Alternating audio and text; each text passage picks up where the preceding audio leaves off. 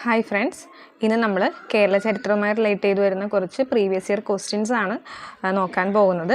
അപ്പോൾ ആദ്യത്തെ ചോദ്യം, ഗുരുവായൂർ സത്യാഗ്രഹം നടന്ന വർഷം?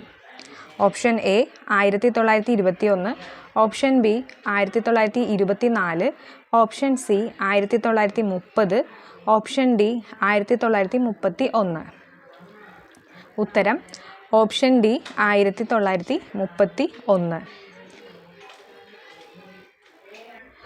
അടുത്ത ചോദ്യം, സമപന്തി ഭോജനം നടത്തിയ കേരളത്തിലെ സാമൂഹ്യ പ്രവർത്തകൻ ആര്? Option A Chattampiswamikal, option B Vaikundaswamikal, option C Ayyankali, option D Kumaragurukkal. ഉത്തരം ഓപ്ഷൻ ബി വൈകുണ്ഠസ്വാമികൾ.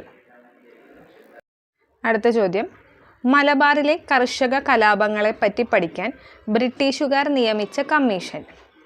മലബാറിലെ കർഷക കലാപങ്ങളെപ്പറ്റി പഠിക്കാൻ ബ്രിട്ടീഷുകാർ നിയമിച്ച commission. Option A William Logan commission, option B Hunter commission, option C Simon commission, option D Kapur commission. ഉത്തരം option A William Logan commission. ഈ മലബാറിലെ കർഷക കലാപങ്ങളെ പറ്റി പഠിക്കാനാണ് വില്യം ലോഗൻ. മലബാർ കലാപത്തെ പറ്റി നമ്മൾ പഠിക്കാൻ വേണ്ടിയുള്ളൊരു കമ്മീഷനാണ് സ്ട്രേഞ്ച് കമ്മീഷൻ. ഓക്കെ. സ്വദേശാഭിമാനി എന്ന പത്രം ആരംഭിച്ചത് ആര്? Option A Ramakrishnapillai, option B K P Kesavamenon, option C Vakkom Abdul Khader Moulavi, option D V T Bhattathiripad. ഉത്തരം ഓപ്ഷൻ സി വക്കം അബ്ദുൽ ഖാദർ മൗലവി. അടുത്ത ചോദ്യം, സർവവിദ്യാധിരാജ എന്നറിയപ്പെട്ടത് ആര്? Option A Chattampiswamikal, option B Brahmananda Sivayogi, option C Sreenarayana Guru, option D Vagbhatananda.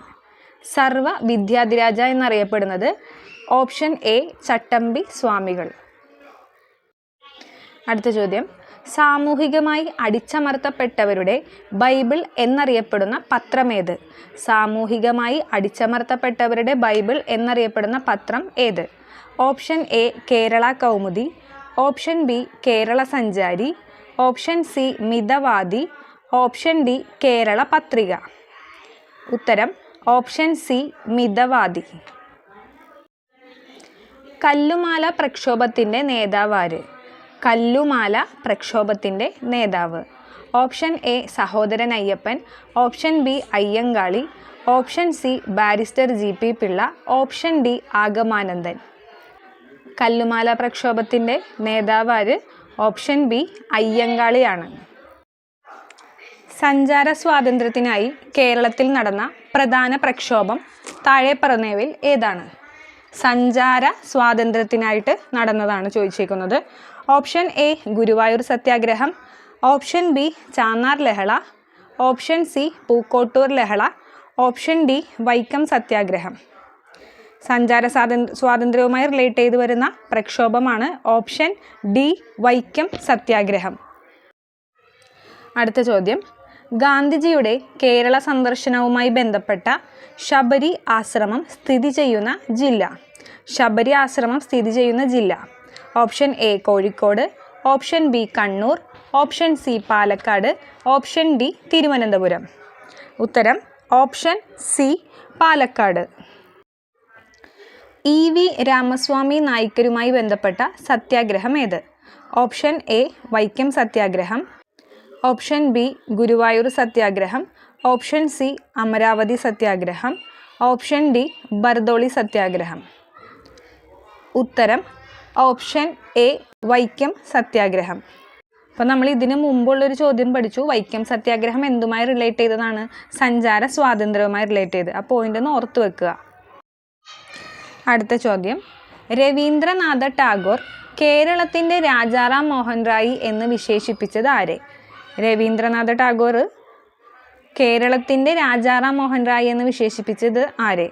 Option A doctor Ayyathan Gopalan, option B Brahmananda Sivayogi, option C Vagbhatanandan, option D Chattampi Swamikal. അപ്പോൾ രവീന്ദ്രനാഥ ടാഗോർ കേരളത്തിൻ്റെ രാജാറാം മോഹൻ റായ് എന്ന് വിശേഷിപ്പിച്ചത് option A doctor Ayyathan Gopalan. Malayalam സംസാരിക്കുന്ന പ്രദേശങ്ങളെ ഉൾപ്പെടുത്തി കേരളം രൂപീകരിക്കണം എന്ന് പരാമർശിക്കുന്ന ആദ്യകാല ഗ്രന്ഥം ഏതാണ്? ഓപ്ഷൻ എ 1.25 കോടി മലയാളികൾ, ഓപ്ഷൻ ബി ഇന്ത്യയെ കണ്ടെത്തൽ, ഓപ്ഷൻ സി പശ്ചിമോദയം, ഓപ്ഷൻ ഡി സംക്ഷേപ വേദാർത്ഥം. ഉത്തരം ഓപ്ഷൻ എ 1.25 കോടി മലയാളികൾ. അടുത്ത ചോദ്യം, 1936 ക്ഷേത്രപ്രവേശന വിളംബരം നടത്തിയ തിരുവിതാംകൂർ രാജാവ് ആരാണ്? Option A Sreemoolam Thirunal, option B Ayilyam Thirunal, option C Swathi Thirunal, option D Shri Chithira Thirunal. Answer option D Shri Chithira Thirunal Balarama Varma.